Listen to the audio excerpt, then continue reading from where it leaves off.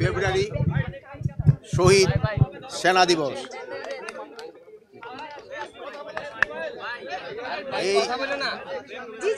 এই দিবসে আমাদের 57 জন অফিসার শাহাদাত বরণ করেছে এবং টোটাল 74 জন বিডিআরের সৈনিক এবং আর্মির অন্য সৈনিক সহ 74 জন টোটাল শাহাদাত বরণ করেছে। তাদের আত্মার মাগফিরাতের জন্য আমরা এখানে আসছিলাম।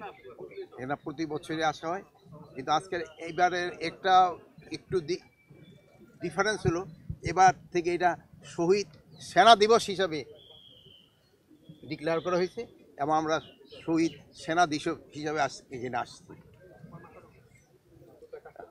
আর আপনারা জানেন শহীদের পরিবারও এখানে আসছে, তারও তাদের আত্মার মাগফিরাত শ্রদ্ধাঞ্জলি এবং আত্মার মাগফিরাতের জন্য পরিবারের দাবি যে দ্রুত যারা এর সাথে সংগঠিত রয়েছে, জড়িত রয়েছে, তাদের বিচারের দাবি তারা জানিয়েছে দীর্ঘ সময় ধরে। আরেকটা আমি বলি, তাদের দুইটা মেইন দাবি ছিল, একটা হলো বিচারের দাবি আর একটা হলো এই শহীদ সেনা দিবস ঘোষণা করা। তো আমরা কিন্তু শহীদ সেনা দিবস ঘোষণা করেছি এবং আজকে এই শহীদ সেনা দিবস হিসাবেই কিন্তু পালন করা হচ্ছে। আর আরেকটা দাবি ছিল যে বিচার, ওই জন্য কিন্তু আমরা কমিশন করে দিয়েছি এবং কমিশনের 24শে জানুয়ারি থেকে মনে হয় শুরু হয়েছে কমিশনের কাজ। এটা তাদের 3 মাস সময় দেওয়া হয়েছে। তাদের রিপোর্টের বেসিসে আমরা যারা যারা দোষী সাব্যস্ত হবে তাদেরও বিচারের আওতায় নেওয়া হবে। একটা প্রশ্ন করতে চাই, সেটা হলো যে হত্যা মামলার কার্যক্রম অনেকটাই রায় হয়ে গেছে, হাইকোর্টে আছে, কিন্তু বিস্ফোরক মামলার সাক্ষ্য দীর্ঘদিন স্থগিত ছিল।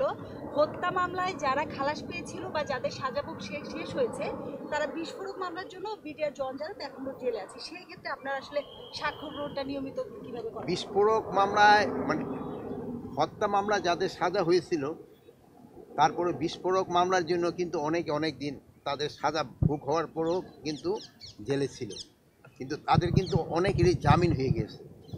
এখন আরও যদি এরকম থাকে কোর্ট পোস্ট, এটা দেখতে তো আমাদের হাতে না, এরা সম্মানীয় কোর্ট যদি তাদের জামিন দিয়ে দেয়, জামিন দিয়ে দিবে তাদের।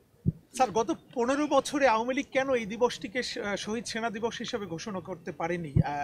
আপনি কি মনে করছেন? বিচারিক প্রক্রিয়া চলেছে, কিন্তু সঠিক বিচারের যে প্রশ্নটা এখন উঠছে সেটিকে আসলে আপনি কিভাবে বিবেচনা করেন? এখন এরা গত 15 বছর কেন এটা ডিক্লেয়ার করে না, এটা তো আমার পক্ষে বলা সম্ভব না।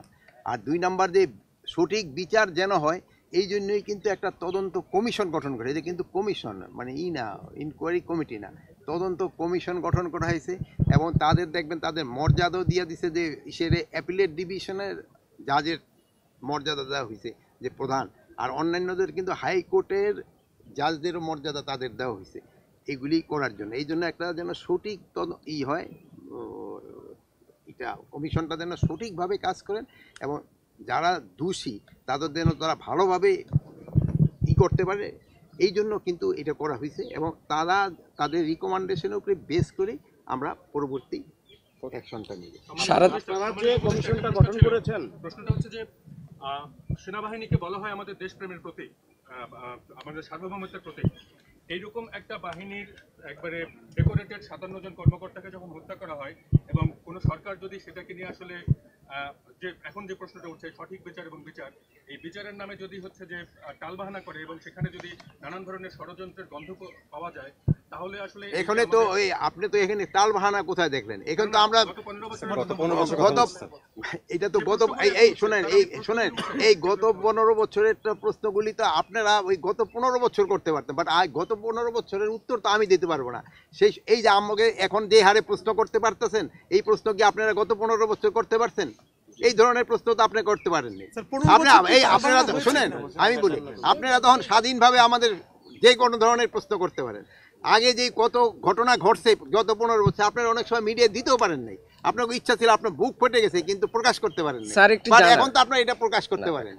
স্যার, একটি জানার সেটা হচ্ছে কালকে থেকে আপনারা বলেছেন কালকে রাত থেকে অস্থির পরিস্থিতি সারা দেশে, সেই অভিযানে নামবেন এবং সেই জায়গা কতটুকু সফলতা বা কতটুকু পেয়েছেন আজকে এবং ব্যর্থতা, এটা আপনারা কিন্তু আমাদের আরো বেশি দিতে পারবেন যদি এইটার জন্য মানে আমরা যেইভাবে এটা সাজিয়েছি এটা দেখে যদি কোনো জায়গায় কোনো রকমের গাফিলতি আমার কর্মচারী বা আমার সে বাহিনীর ভিতরে থাকে, আমি তাদের আইনের আওতায় নিয়ে আসবো। এখানে কাউকেই ছাড় দেওয়া হবে না, কাউকেই কোনো, এইটা পুলিশ হোক, বিডিআর হোক, র্যাব হোক, তারপরে আনসার হোক বা কারা হোক, যারা এইটা মানে ঠিকমতো তাদের কাজ যদি কেউ না করে, তাদের আমরা আইনের আওতায় নিয়ে আসবো। স্যার, গতকাল বিকালে ব্রিফিং করেছিলেন, আজকে সকাল পর্যন্ত কি আপডেট আছে আপনার কাছে আইন শৃঙ্খলা বিষয়ে? এই সকাল পর্যন্ত আপডেটটা তো আমি ভাবছি আপনারা দিবেন, কিন্তু যেহেতু আপনারা সারা রাত রয়েছেন, আমার মনে হয় আল্লাহ দিলে অনেকটা বনশ্রীতে কাল রাত আমার বাসার পাশেই হতে চিন্তার ঘটনা ঘটেছে। বনশ্রীতে গত রাত্রে না, গত রাতে আগের রাত্রে, গতকালকে রাত্রে ঘটেছে। গত রাতে আমি এটা অবশ্য জানি না গত রাতে হয়েছে কিনা। হয় কি আপনারা কারেক্ট রিপোর্টটা দিবেন, আমাকে অনুরোধ করছি দেবেন। আগে আপনারা অনেক সময় অনেক সংবাদ দিতে পারেন নাই, বাট আপনারা এখন সংবাদ দেন, যেটা সত্যি সংবাদ ওটা দেন। অনেক সময় দেখান যে অনেক সময় কিন্তু সংবাদটা একটু এক্সাজারেট হয়ে যায়, এটা যেন না হয়। এটা হলে হয় কি মানুষের পারসেপশনটা চেঞ্জ হয়। আমি আপনাদের কাছে অনুরোধ করব, আপনারা সত্যি সংবাদ দেন এবং এই সত্যি সংবাদের বেস করে দেখেন আপনারা আমরা অ্যাকশন নেই কিনা। আপনারা যেমন ওই যে কী বলে যুগান্তর কিন্তু 2 এসপি সম্বন্ধে দেখার পরে আমরা কিন্তু সাথে সাথে তাদের অ্যাকশন নিয়েছি। আপনারা এরকম কারেক্ট অ্যাকশন সংবাদ আমাদের পরিবেশন করেন, আমরা অবশ্যই ব্যবস্থা নিব। আপনারা ভালো থাকেন, আল্লাহ হাফেজ। Thank you.